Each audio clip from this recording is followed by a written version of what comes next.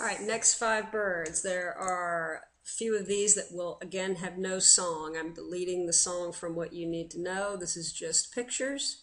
Let me see, let me see. So this would be picking up at bird number 45, the tree swallow. The song is not much to it, so we're going to skip over that and just look at the picture. All swallows. Looks a whole lot like the chimney swift looked at, except the chimney swift is entirely gray, but they are in the same kind of family together. And if you look again, he's got the really long wings, except for his tail is not so short. It does stick out at least equal in length with the wings. It's a white belly, and it is a greenish iridescent. It gives you more of the hint of a green blue than it does of black.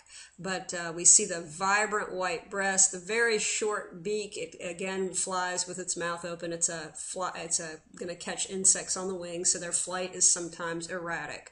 So that's the visual on the tree swallow, this greenish blue black and this bright white breast and belly. Okay, so next bird is, yes, my PowerPoint was vandalized by Sandrina. Thanks. Anyway, this is a barn swallow. Again, same long wings, erratic flyer, short bill, eating insects on the wing, but we have this brown, very pale tan belly, dark blue-black back, a rusty area around the mouth and throat. But of course, these swallows all get their names for their swallow tail, or this deeply V'd out tail. They're very, very graceful. So are the tree swallows, but the barn swallows do have this really exaggerated tail, and they're pretty easy to identify in flight if you see them. So this is what a barn swallow looks like. And again, we don't need the song. We're just going to do the visual on this one. All right, now we will do the song for the brown-headed nuthatch. It is just like the white-breasted nuthatch, except for it's a tad smaller, and it does have a brown cap on its head, okay, hence the name. But otherwise, it looks like a typical nuthatch, blue-gray. It does the same whitish breast, long beak. It does the same basic behavior. This is the bird that likes to crawl around on the tree trunks. Okay, so it sounds like a squeak toy. Let's see if we can hear it. Let me remember what track this is. Brownhead, it's 47, track 47. So here we go. Brown-headed nuthatch. Okay, it just sounds like somebody's got a little rubber duck, and or dog toy or something. It's going dee dee dee, this high squeaky voice.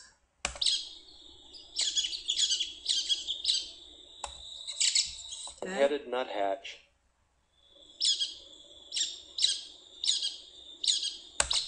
All right, so that's the nuthatch, the brown-headed one, that is. We are going to skip the house wren. The house wren looks a lot like the Carolina wren, only it's kind of more dull.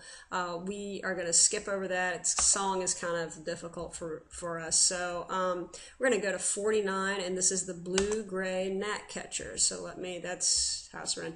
Blue-gray gnatcatcher, tiny beak. He is what he says he is. He is a catcher of bugs. Very tiny guy, pale blue-gray, really cute little thing, looks like a mouse with wings.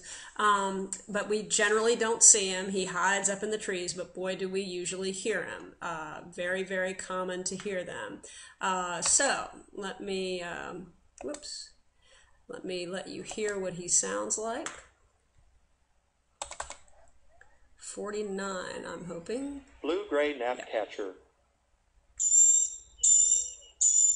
All right, we're listening for a Z, and that's all he does over and over and over again, very high, okay?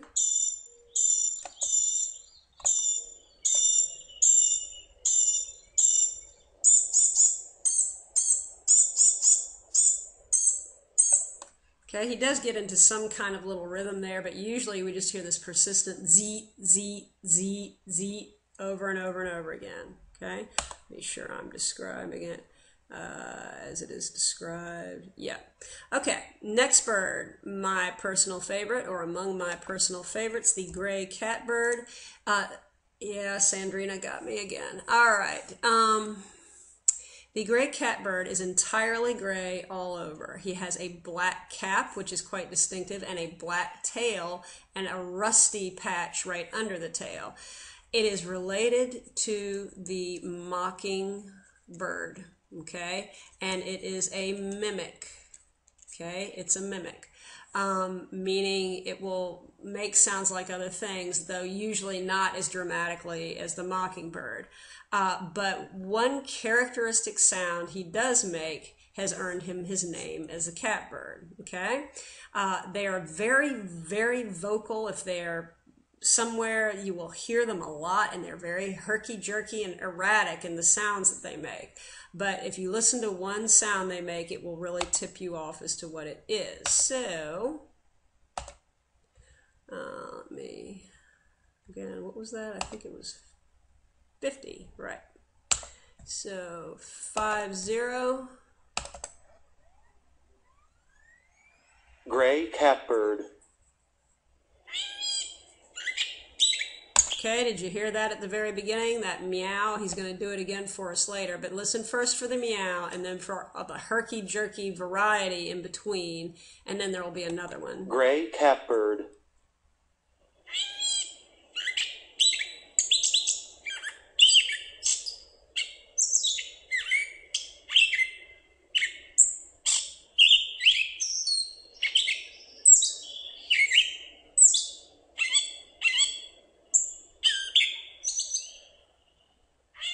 Did you hear it?